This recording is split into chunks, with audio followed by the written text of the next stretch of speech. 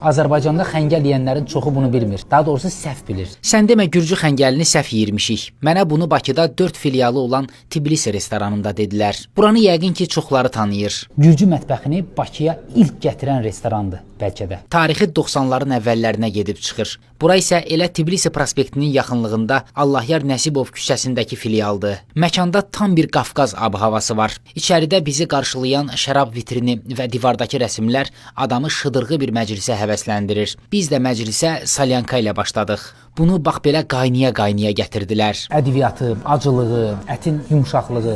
Oğul istəyirəm bunda qüsur tapsın. Vallahi tapa bilməz. Sonra taxta içi gəldi. Göbələkli, qaymaqlı, can əti ilə hazırlanan bir sənət əsəridir. Uşaqlar, bu nədirsə dəhşətli bir şey oxşuyur. Xırt-xırt badımcan salatını çox da bəyənmədik. Şişdə Tbilisi sayağı xaçapuri maraqlı idi. Çikmeruli və ocaxuri isə Gürcü mətbəxinin şah əsərləridir. Kaş videodan o ləzzəti sizə ötürə biləydim. O ki qaldı xəngələ, burada xəngəli sadəcə istiotla verirlər. Acika soruşdum, güldülər. Sən demə biz xəngələ acika əlavə etməklə mədəmizin başına daş salırıq. Gürcü xəngəlinə acika əlavə etmək düz deyil. Çünki qıcqırma yaradırmış. Gürcülər və Gürcüstan Azərbaycanlıları onu acika ilə yemir. Maksimum qatıq ola bilər yanında, o da maksimum. Şəxsən mən bunu bilmirdim. Bundan sonra Gürcü xəngəlini acika ilə yemək bitdi. Burada milli mətbəxdən antrikot kababını yoxladıq. Vallah şişirtmirəm, indiyə qədər yediyim ən yaxşısı sayıla bilər. Məkanda həftə sonları canlı ifalar olur. Kabineti yoxdur. Belə qəşəng geniş zalı var. Burada ad günü, nişan, xınayaxtı kimi banketlər təşkil olunur. Məkanın qarşısında parkinq üçün şərait də var. Tam səmimi deyim, quru sərhədlər bağlı ikən Tbilisiyə getmədən oradakı ləzzəti Bakıdakı Tbilisidən ala bilərsiniz.